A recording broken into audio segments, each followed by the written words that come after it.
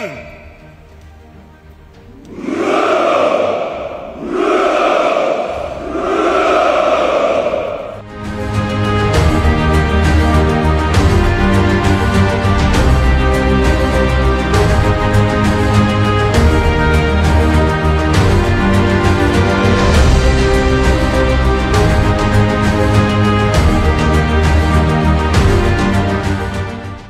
Урматтуу генералдар, офицерлер жана сержанттар, урматтуу аскер кызматчылары жана салтанаттуу иш-чаранын ардактуу меймандары.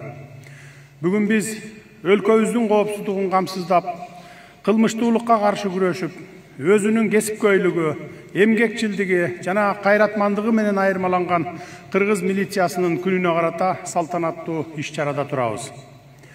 Мекенге кызмат өтө ар бир адамдын эрки жетип, колунан келе бербеген тайманбас эрдикти, дем күчтү талап кылган ыйык милдет.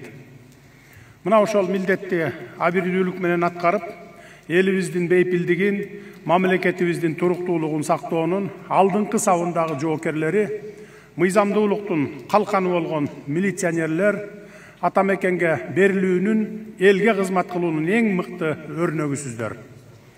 Сиздердин тынымсыз аракетиңиздердин аркасында бүгүн жалпы кыргыз жарандары өздөрүн коопсуз, ишенимдүү сезет. Ошондуктан ички иштер органдарынын жалпы өздүк курамын жана кадырлуу ардагерлерин бүгүнкү кесимдик байрамыңыз менен чын дилимден куттуктаймын.